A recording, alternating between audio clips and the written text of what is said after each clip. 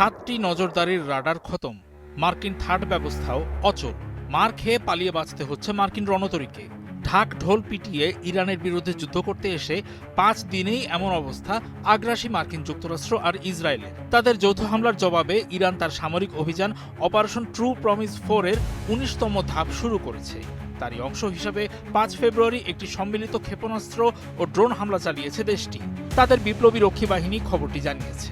ইরানি রাষ্ট্রীয় সংবাদ মাধ্যম প্রেস টিভি জানিয়েছে বাহিনীটি এর আগে অঞ্চল জুড়ে ইসরায়েলি ও মার্কিন লক্ষ্যবস্তুতে হামলা চালানোর ঘোষণা দিয়েছিল। ইসলামী বিপ্লবী রক্ষী বাহিনী জানায় অভিযানের 5ম দিনে সর্বশেষ দফার ওই হামলাগুলো চালানো হয়েছে। ইরান বলেছে উস্কানি ছাড়াই ইসরায়েল ও যুক্তরাষ্ট্রের আগ্রাসনের জবাবে অভিযানটি শুরু করা হয়েছে।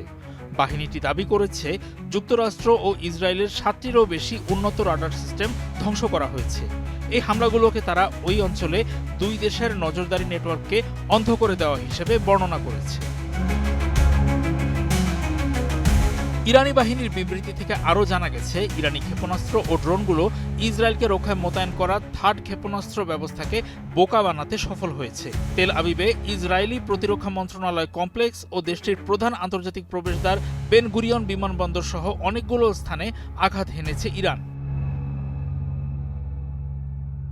ইরানে চালানো ক্ষেপণাস্ত্র ও ড্রোনের ভয়ে ইসরায়েলের বেশ কয়েকটি এলাকায় ঘণ্টার পর ঘণ্টা ধরে সাইরেন বেজেছে।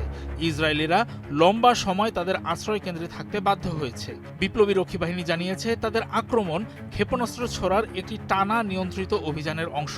তারা সতর্ক করেছে আগামী দিনগুলোতে আক্রমণ আরও তীব্র ও ব্যাপক হবে। তারা বলে দিয়েছে সংবেদনশীল ও কৌশলগত লক্ষ্যবস্তু হিসেবে বর্ণনা করা স্থানগুলোর বিরুদ্ধে ওই অভিযানে শত শত ব্যালিস্টিক ক্ষেপণাস্ত্র ও বিস্ফোরক ড্রোন ছোড়া হয়েছে। ইরানের বিপ্লবী রক্ষী বাহিনীর লক্ষ্যবস্তুগুলোর মধ্যে ছিল তেল আবিব ও জেরুজালেমের বিভিন্ন স্থান।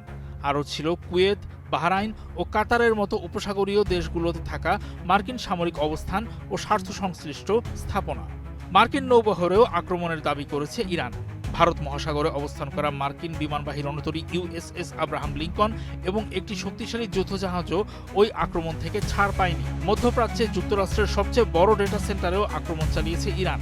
কারণ হিসেবে বিপ্লবী রক্ষী বাহিনী জানিয়েছে মার্কিন সামরিক ও গোয়েন্দা কার্যক্রম পরিচালনায় ওই ধরনের অবকাঠামো ভূমিকা রাখে।